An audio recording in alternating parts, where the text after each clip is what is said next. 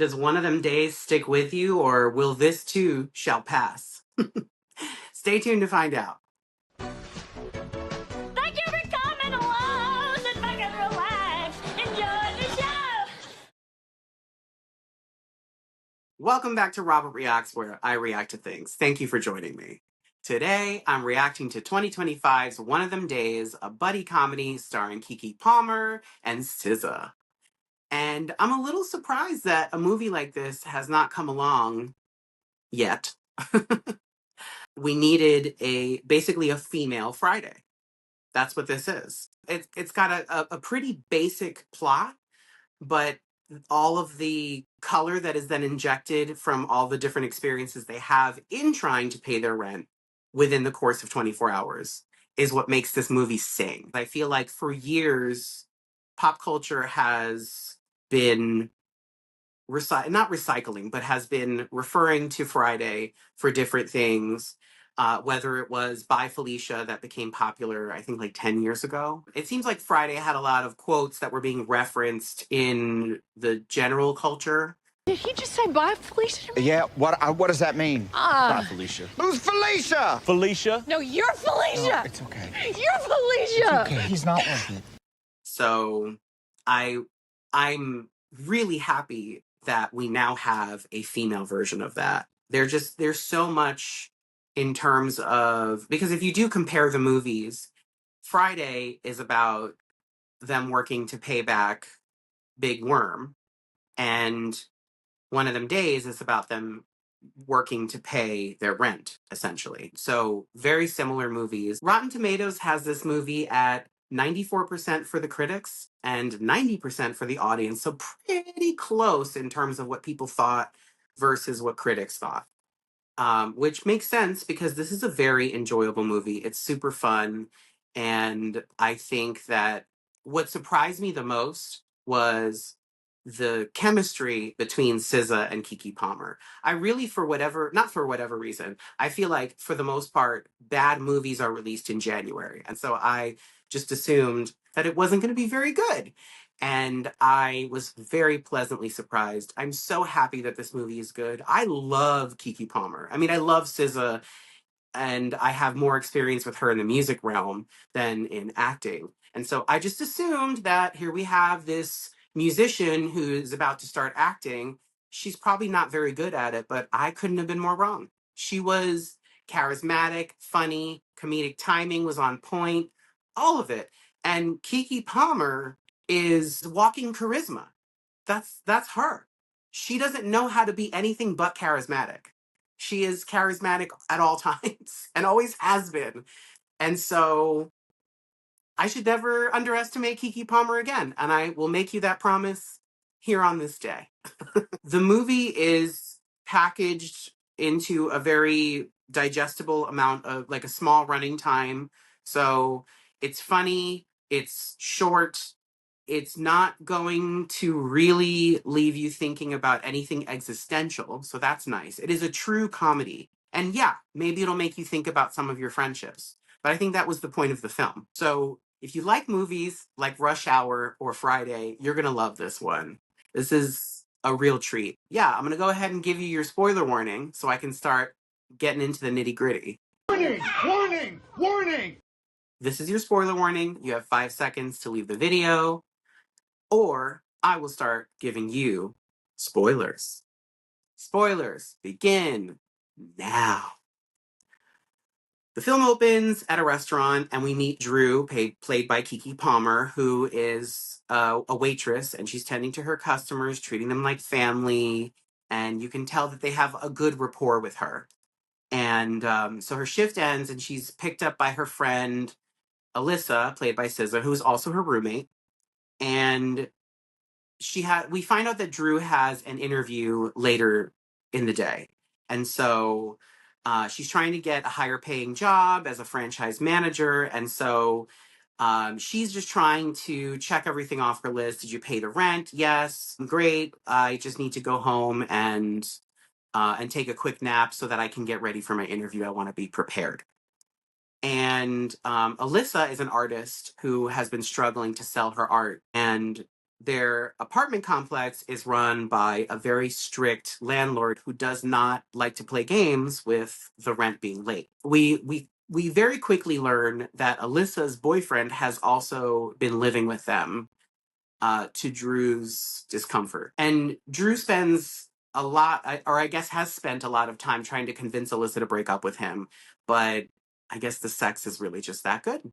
That, and then we get treated to a sight gag where the boyfriend comes out of the bedroom and something in his boxers is traveling all the way to almost the hem of his boxer shorts. We then see Drew go to kind of like a convenience store that lives inside of someone's apartment within that community. And we see that she has a really good relationship with the store owner. And there's a character named Maniac who walks in. And Drew very clearly has a crush on this guy. She's kind of hesitant to even talk to him probably because of his nickname, I would imagine. So she's kind of holding back. She then heads back to her apartment and she watches as the first white neighbor moves in, played by Maud Apatow, who is Judd Apatow's daughter. Bethany, who's played by Maud Apatow, is trying to invite Drew and Alyssa over for a girls' night with wine and stuff, but they're not interested. Life is not a cabaret. It does seem like Bethany is going to be the pariah of the community as she's moving in. That's kind of the idea that you get. So Drew is trying to rest before her big interview, and she gets woken up by pounding on the door, and it's the landlord looking for the rent. And she says, no, no, no, Alyssa told me she gave you the rent, so you must be mistaken. And he says, no, she didn't give me the rent, and you have until 6 p.m. or all of your stuff will be out on the street. And Drew confronts Alyssa, and Alyssa admits that she had the rent money and that she gave it to her boyfriend. And this is the beginning of the wild adventure that is this film. Alyssa goes to confront him and realizes he's gone, and he's gone with the money. So they are then tasked with trying to find the boyfriend so they can see if they can get the rent money back. And so they still have his phone, and they bring the phone to the community's hairdresser to see if he can unlock it for them. And they find out that he is hooking up with someone named Bernice.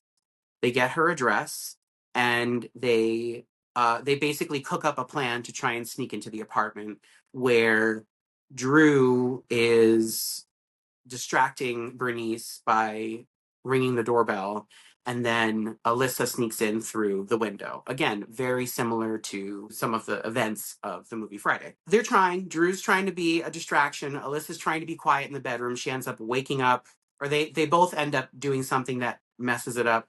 I think Alyssa makes noise, and then that cues Bernice to the fact that someone's in her apartment. And there's a whole showdown where it eventually leads to Alyssa's boyfriend admitting that he had already spent the money on his t-shirt business. And then he, of course, shows off his knockoff t-shirts. And Drew and Alyssa escape the apartment and realize that their car has been towed because Alyssa decided to park it in front of a fire hydrant. And we're slowly getting pieces to put together that Alyssa is maybe not making the best decisions in her life, right? And so this kind of becomes a running theme for her character. So then they have to run off on foot, and Bernice tries to catch them, and she ends up running into an open car door and is basically embarrassed in front of her community by these two women. And so she swears that she will get vengeance. And so she is now working on her revenge while Alyssa and Drew are working on getting the rent money. So they decide to go to a loan office, right? And they walk up to this loan office, and you see that the interest rate is like 19,999%. It's some like disgusting predatory interest rate for these loans. And there's a character standing outside, played by Cat Williams, who warns them, don't go in there, don't go in there. This is going to ruin your life. Do not go in there. They're like, listen, we have to do this. We need this money. They attempt to apply for a loan, and the loan officer runs their credit and then just openly laughs at them, which is, it's kind of wild for one of these predatory high interest loan places, because I always assumed that the point was that they'll give you a loan, but you basically have to pay back 3 times what you borrowed, which is insane. So they are denied a loan there, and they then are like, all right, well, what about giving blood? So they go to a blood bank, and they're trying to give multiple bags of blood, like basically more than they would recommend. And Dreux, who's the one doing the donating, is working with an experienced nurse played by Janelle James. Join the club, girl. Today's my first day. And so she ends up being coaxed into donating 4 bags of blood, which is way more than I think you're supposed to do in one day. Dreux is then left pale and woozy. Alyssa ends up getting into a fight that causes all of the blood that was just donated to be ruined. Like, it's just all over the place. So they aren't getting paid for the blood. And the best thing that she can offer them are these vouchers for free apple pies at Church's Chicken, which they're like, great, whatever, let's go to Church's Chicken. They go to Church's Chicken for the food. And for whatever reason, they go through the drive-thru on foot. And a masked bandit comes and takes their pies, which, like, I guess is a thing that happens in real life, but like, this masked bandit is like known in the community. Maniac's a guy from earlier, from the convenience store earlier. He sees this happen and decides to buy food for Dreux and Alyssa so that they don't have to worry about this. Alyssa leaves them at some point because she's come up with some brilliant idea on how to make the money. So, but I think it's really just so Dreux can be alone with Maniac, because she knows that Dreux has a crush on him. Dreux was assuming at the beginning of the movie that Maniac was part of a gang, and we find out here that he left his gang life to try and do better things in the community. So a little bit after that, Dreux gets a call from someone warning her that Alyssa is trying to do something life-threatening. And Maniac drives her to the location, and it turns out that Alyssa is climbing an electric pole to try and get a pair of Jordans off of the electric wire that's run across the street. And of course, she's there with a broom trying to get the shoes off, and she eventually touches the wire and gets electrocuted. And she falls onto Dreux somehow, which is insane. So EMTs show up, and the 2 women are like, no, stop. We cannot afford the bill for this. Like, let us out. We'll take care of this on our own. The EMTs are like, nope, sorry, too late. We already know where to send the bill. So they end up getting the Jordans, and they post them on Instagram for sale. And they end up getting a buyer who is played by Lil Rel Howery. And Alyssa makes up this whole story about how the Jordans belong to her father, and it makes the buyer emotional and stuff. And so they're trying to create a convincing story to sell these Jordans, and they end up getting a little bit less than they originally asked for, but it's enough to cover the rent. So then Alyssa decides to join Dreux at her interview and basically wait for her outside. And while Drew's having her interview, which is going really well, and Alyssa decides to buy a fruit cup from one of the vendors. She takes pictures with the vendor to try and make her boyfriend jealous, and ends up sending them to him, and doesn't realize that this gives away her location. So just as Drew's interview is finishing up, Bernice shows up and starts a fight with Alyssa right outside the building with these huge glass windows. So the interviewers can see everything. And when it becomes clear that Dreux is somehow connected to what's happening outside, they basically are like, please never come back. This is not going to happen. Dreux goes outside to help her friend, and it ends up being a thing where they lose the money, and Dreux is essentially like, oh, well, now I don't have my opportunity anymore to become a manager. And Alyssa has proven that she's still talking to her boyfriend, even though Dreux is trying to convince her, hey, he's no good. Stop it. And so now they've lost their money. Dreux lost her opportunity, and it's all because of Alyssa's poor decision making. And so we hit the moment where the two friends have a fight and they have to separate for a little while to gain some clarity. And before they can split up, Alyssa gets a phone call from King Lolo, who was the owner of the Jordans they sold. And when he finds out that they sold them, he's like, that's fine. Just give me double what you sold them for, and I want it by 10 p.m. tonight. So now they have two bills that they have to cover on top of the EMT bill. Alyssa and Dreux decide to go back to their apartment and realize that their landlord has put all of their belongings out on the street, which they saw happening to another tenant earlier in the movie.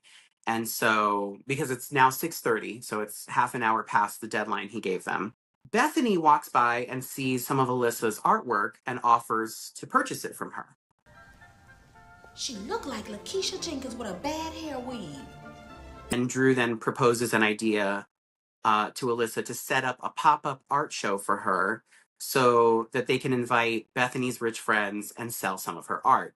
So they put together the art show. It's a big success. They're able to sell tons of art. They make $52,000, which is insane. They should be doing this every weekend. Shayla, the interviewer from the opportunity that Dreux had, shows up to the event after seeing it posted by somebody else on Instagram. She's impressed and she wants to give her a second chance. And so it's coming up to the time when King Lolo is going to show up to collect. And so they decide that they're not going to be scared of him and they're going to keep all of the money. King Lolo shows up, he fires off a gun, scares the crowd, and Dreux is left with him, and Alyssa is able to create a distraction so that Dreux can run. They essentially hold him off so that the police can show up, and then they go back into their apartment, and Alyssa's boyfriend is there with a bunch of candles trying to woo Alyssa back because now he's scared of Bernice, and Alyssa refuses. Just as this is happening, Lolo shows up threatening to kill everyone in the apartment, and a piece of the ceiling fan falls and hits him on the head and knocks him out.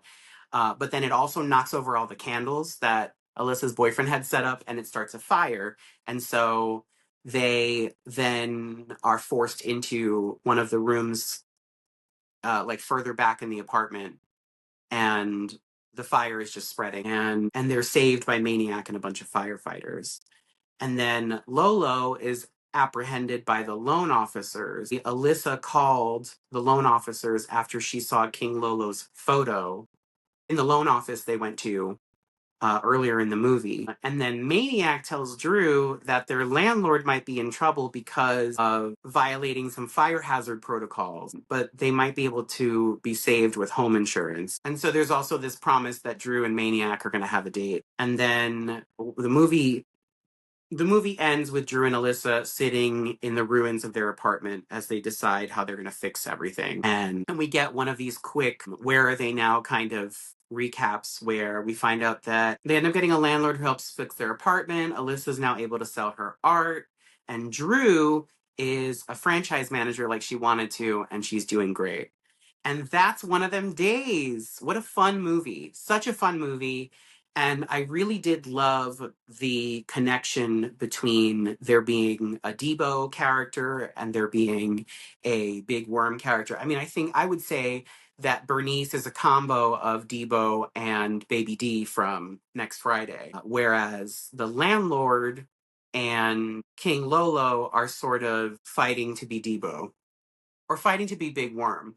It's interesting because Big Worm promises all kinds of violence, but I think the only violence we get in Friday is from Debo. Yeah, so it's a good movie. You should check it out. And my final thought is that I would give this movie 7 paintings out of 10. Let me know what you thought of One of Them Days. Did it make you think of the Monica song? Did you enjoy it? I know I did. So let me know what you think in the comments. Like, share, subscribe, and I'll see you next time.